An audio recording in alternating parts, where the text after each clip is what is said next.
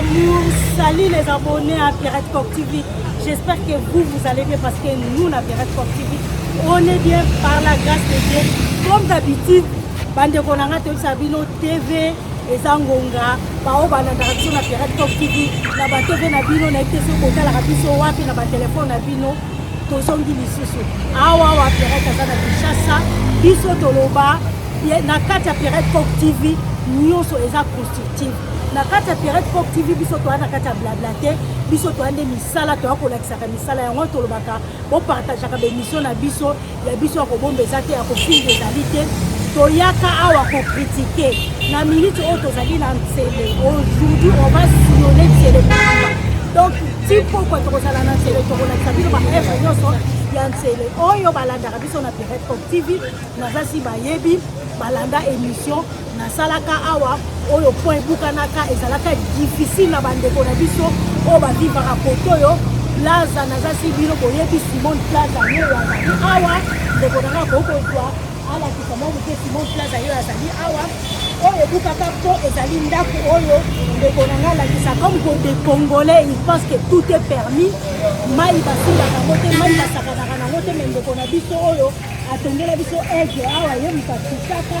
yango ebukaka pome esalaki ba année oh les gens ont tellement souffert ba habitat ya mboka oyo ou ba habitat ya côté oyo mais nzamba sali grâce que ba l'état ayoki kolela na bango ba ye ba bongisi yango na biso soki eloko ezali soki likambo ezali foto ya to ya kolakisa to yaka ko critiquer parce que ça a duré tellement longtemps to yaka to critiquer mais les lois atoyé to kokutake basali po en tout cas moi je suis contente je pense que tous nos abonnés bakozala d'accord na biso donc tolakisa nanu po yango oyo po esalami bato bazoleka tranquillement nyonso toleka na pete nyonso donc bato bazotambola librement ntango po ebukanaki na insécurité kotaki koto oyo wino mo boyebi na système ya bakulu na katakata bamachete bato bakomaki kobatama na bacoin parce que batiaki barrage moko un genre façon donc ebanda kosalaka na insécurité mais en voyant les fonds comme ça moi je pense qu'il n'y a rien à dire donc etikali kaka ke population moko azwa souhait ya po wana je suis contente pour ça na remercier l'état na mosala oyo eza ndenge wana les gens souffrent déjà tant yango wana so komoni ke eloko eza mabe eloko ebebi boyaka mbangu bobongisaka comme ça nous aussi on va moins critiquer mais tant que nous bongisa te biso toyaka kaka to critiquaka mais comme je vous ai dit aujourd'hui on va sillonner Nsele donc tozali en Nsele donc on continue ndenge kana yebisi bino la famille ndenge na lobi na bino to sillonner Nsele oyo nyonso oyo pe na kokongo bapoto koma lisusu kuna te ntango nasalaka émission na po oyo nazasi na lakisaka bino mpe libulu moko ezalaki liboso ngai moko nakei na verifie libulu wana mpe batundi yango donc même attention na tete po bondima ngai parce que naza mpona bino libulu bakundi bato bazoleka tranquillement donc babetone yango en tout cas tokos na place wana ya rien à dire nalobi ke tokosillone Nsele oyo bolanda ngai nano esili te tozocontinue à suivre. La famille, mes amours, nos abonnés à Pirate Coq TV, ndeka na yebisaki bino série na biso ezo continuer tozo sillonner nde na lobaki ke lelo toza na commune ya Nsele tosi tolongwe na plaza na lakisaki bino pa point ezalaki na Simon Plaza na lakisaki bino ndenge babongisaki lelo tokomi wapi lelo ana minute ou continuité na biso na minute tokomi mpona lobate ke lelo toza kaka lelo awa tokomi wapi tokomi na bita o bayebi bita te bita ezali cameraman na biso so azwinga nanu kuna na liboso ekolakisa balabala ndenge ezali terrain nzela wana ezali tellement tout droit oyo babengi route principale soki azongi mopanzi ya gauche route principale wana ekei ntina gauche donc nzela oyo yango oyo babengi nzela ya Kingakati pa ya très notre cher bien-aimé JKK Joseph Kabila Kabange. Tango Joseph Kabila Kabange akotaki na pouvoir nzela bandaki koleka yango allez-y comprendre tomona kaka bakonzi yango ndenge bazalaka nzela oyo ezalaki chaque jour ba camion ezoleka ba policier patati patata ezaki monter descendre bon comme visionnaire qu'il est maintenant afongola banzela na ye akoma ko dusolane na système kaka ya par rapport abima na samai akota soki na sama belé adusuna na libulu akende soki wa piyemo kwa yebi kaka akaya banzela na ye déjà un chargeur donc voilà yango nzela pe o ebeba et comment na kaka ezonga neti kaka mboka mais par contre nzela o ezaki tellement mouvementé mais toye ko lobela makambo nzela te soki lelo tozo loba awa toye ko lobela na zo la kisabino lupangu oyo Neko la kisabino lopango oyo bino bandeko na biso ba diaspora botala bomona ndenge nini tozo souffrir na bandeko na biso ba congolais totika tellement basa mitema mabe photo loba c'est de ça qu'il s'agit lopango oyo bozomona oyo il y a 5 ans ou 6 ans passés et ça là qui beauté c'était déjà fini. Notre frère Azana États-Unis il a fait il y a 15 chambres na kati. Na information oh moi j'ai dans ma possession andaka ça la morgue. Quand on dit morgue donc cela veut dire que peut-être il va poser sous hôpital avec tout mais n'habite projet na ye so que ça kinini mais oyo moi yebana ki ke batunyo so bayeba ki ba non là et na ko la morgue batu ba ko tshaka ba bibemba wa batu ba ko kundara batu mais sauf que frère Nabiso et là il a fait tellement investi parce que je connais cette personne,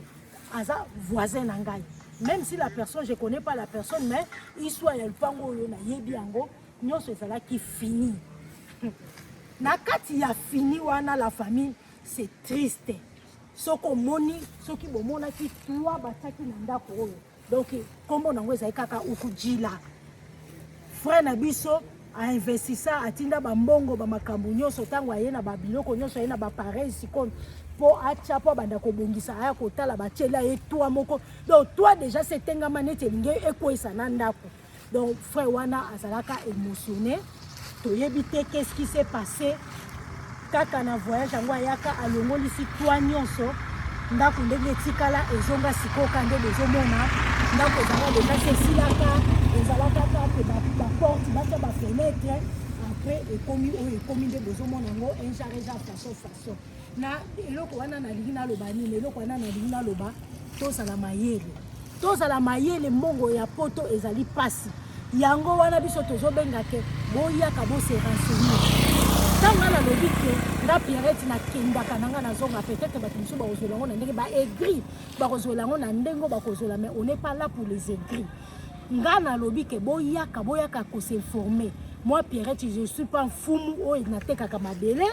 nazala mabele à côté kate mais au moins je sais beaucoup na kata Kinshasa parce que naza parmi bato pe bazui ba ko na kata Kinshasa oyo donc epesi biso mayele ozana besoin d'information ozana besoin conseil au bengi na Pierrette Coq TV au tiki message na ba numéro na biso wana ezali to ko rappelaka pour tout expliquer rabino makamini les autres capo bakaya boye ba situation boye ça fait tellement mal que mutakoya a investi au moins moi to kota kote zate po za zamba mais to banda ki ko kota na visiter ndako ngo c'était tellement joli mais bota siko position et comment to so quitter to so continuer ka saga na biso to so kende total soki journangwa lelo ezo mema biso wapi avançons.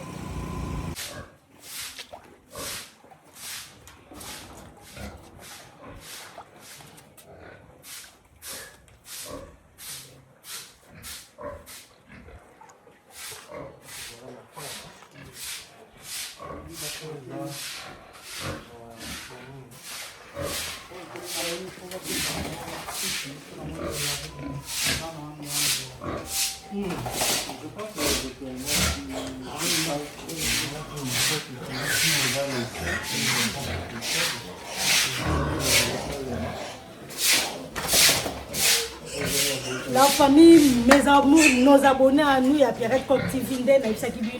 c'est Léon Tsele. Awa to uti kaka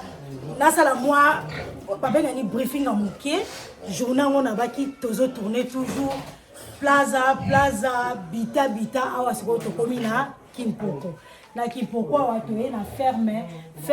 na sasi Monsieur a présenté biso yemoko na ko poser question moi moké pa ya monsieur a se présenter kolo ferme a biso ndenge ni lezo le kawa mon frère ou neveu ou moi, ou yaya, je ne sais pas. En tout cas, au Congo se présenter pour le colo ferme, parce que au Congo se présenter, babonné, na biso bayo kayo nani, professionnel les amis. Ok, merci. Bonjour, chers abonnés. Comme on a eu Katumbwe, Manko ya responsable d'affaires. Je suis médecin formé ici à Kinshasa, donc médecin de profession. Et mon activité là, moi, temps libre, je m'occupe bien sûr de mes activités, entre autres la ferme que nous avons relancée depuis une année déjà. Ok, entre autres les fermes, basi va relancer depuis une année. Bon, notre frère Hugues, est-ce que vous avez biso un mot seulement des médecins ferme weza musana weza ni na babenga ni élevage non? Oui, c'est bon des médecins à élevage c'est quoi ils ont des parce que pour na moni pe toza na ndeko na biso mususu kuna na ebité ce que comme phénomène ba gène biso ba tomboki mususu yo kuna za architecte bon alingi na ko kota te po ya ko kala masolo na ye ayo ko soma bangulu na ye awa bon te poser ba question te poser kaka oyo ko yo ferme noko na biso frère na biso moi na biso ay mo c'est ma yebisa biso pourquoi et comme ici ko yo médecin fallait aux hôpital peut-être maman est université je sais pas hôpital les arani ni o bangali na bani donc la ferme qu'est-ce qui se passe parce que ça y est mon côté. Ok, merci. Pour mon tour, je répondrai juste en un mot, c'est la vocation. Notre frère à lobby, frère Nabiso, neveu Nabiso à lobby, c'est ça, à vocation, mais na meka qui continue à battre belé, bazo bisabiso que parfois musa les athées, ti a se lancer na business, oh il y a élevage, il y a musu soit bengarani, donc bilanga, je sais pas on dit quoi, bon. Bilanga on dit quoi en tout cas les ababilo quoi les ababilo qu'on a maîtrisé raté balobi que bon pourquoi pas et puis bazo ko se retrouver na kati sikoyo na ba musalo bozo sala tout le bas négatif pour les a toujours les a point positif les ali négatif les ali ba difficulté ni bozo kutana ngopo na minute onga moyena ku na sola na travailler les a te po encore le patron zali wana so na sola travailler a holobate est-ce que futa kaye bien est-ce que qui pas kaye bien je na yebi ke a holobate mais un jour encore il faut permettre nganga na roya de soko zonga na ko sala émission kaka na muto azo sala mais soko yé moko kolo ferme yebi sa biso ba difficulté ni bozo kutana ngona Kinshasa. OK, bon, s'il faudra parler bon on a la difficulté et vous êtes libre vous pouvez aussi libre bon les difficultés il y en a comme dans tout travail la difficulté est en haut. La première difficulté c'est d'abord l'accès aux aliments. OK. L'accès aux aliments, comme nous n'avons pas de structures ou bien des entreprises à vocation agricole qui produisent des aliments, nous sommes obligés à consommer un train. Ça veut dire, au sommet,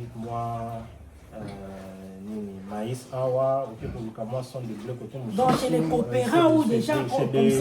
oui, chez des coopérants ou des personnes qui ne sont pas attitrées. OK. C'est ça la première. Et puis les prix ça se varie. Oui, les prix aussi varient selon les saisons. Voilà. Selon les saisons. Par exemple, en cas de saison sèche, il y a une des denrées qui devient assez rare. OK. Entre autres, le maïs. Alors, d'autres difficultés, c'est aussi la difficulté côté logistique. Côté logistique, je vois plus c'est tout ce qu'il y a trait au transport, embouteillage. Ça vraiment, c'est un autre jour, une autre histoire, parce qu'on voit ça là, c'est compliqué. Ça. Et bon, s'il faudra parler côté avantage, c'est tout ce que les gens consomment, c'est du bio. Il faudra dire ça. C'est ça le petit avantage que peut-être nous avons. Ah, ok, parce que moi-même j'ai vu vraiment c'est l'appellation d'origine contrôlée, l'herbe, aliment, la façon même bazo ko bombango nande bazo sangisa tout la même les bêtes là elles-mêmes vous voyez vraiment que les bêtes sont à l'aise, baza traumatisés, baganga tranquille, ils sont gentils. Parfois, donc voilà, il n'y a rien à dire. En tout cas, mais c'est au côté vente, si je dis. Pour expliquer comment vous vendez vos bêtes, est-ce que vous avez des difficultés? Je peux dire que oui, en voyage déjà pour les transports, vous êtes loin de la cité, mais c'est pour au cas où et puis il fait chaud, il faut vite tout ça, c'est bon, voilà. Et puis l'électricité, on n'en parle même pas. Maintenant, c'est comment cette histoire? Bon, pour la vente, dépendant de plusieurs facteurs. Pour ça l'élevage, mais la cible ou bien débouché ni visé. Alors, donc, nous sommes comme difficulté et tout. Donc, de notre côté aussi, quand on m'a perdante, nous sommes obligés de vendre le plus offrant. Voilà. C'est tout ce que je peux essayer de dire. Alors, pour la politique de vente, chacun a sa politique. Il y a ceux qui le font pour le vendre, voilà, à des buvettes, ainsi de suite. Et il y a ceux qui le font aussi pour le vendre dans des restaurants, par exemple. Chacun a sa politique de vente. Merci vraiment, Nathan. On a vu, on a dit que on a déjà business, bon, en tout cas, na CPLI. Tokotia batrack ya frère na biso mwana na biso neve na biso donc neti kaka na poto en tout cas bo contacter ye tokotia wana bomona bazoboma bangulu na esengo nyoso zomona pena na posa ya kolia ngulu parce que c'est du bio na lobi que c'est l'appellation d'origine contrôlée ngamo pe kutaye kobomisa ngulu bazua pe modèle bakotumbela ngango bakoyitela ngango modèle na koliango parce que ça donne déjà du goût, ça donne du plaisir. Voilà to kotiela mino batrack na yepa wana abomaka na kilo eza na prix nango soki po lobi ke mobimba pe eza na prix nango boko solola na mobimba et puis bazo transporter bazo ke no kotika tina bandaku donc boko négocier kaka boyebi ke na richassa nyonso est négociable to soutenir ba jeune bana na biso ba jeune cadre na biso c'est un médecin, c'est un homme intellectuel, mais atiki côté médecine, c'est pas atiki, mais voilà, parce que il faut c'est tellement compliqué. Il faut désinfecter ma colonne. Normalement, il faut voler ta babotte, mais comme tu es comme visiteur, donc la place au désinfecter ma colonne, au côté, donc vous salez ma camion sur tali, au visiter ma bête vraiment tellement qui on a été sur le vraiment au capital de bêtes de guerre. Donc voilà, c'est de ça qu'il s'agit, il n'y a rien à dire. Il y a la famille qui nous dit vraiment Bobenga,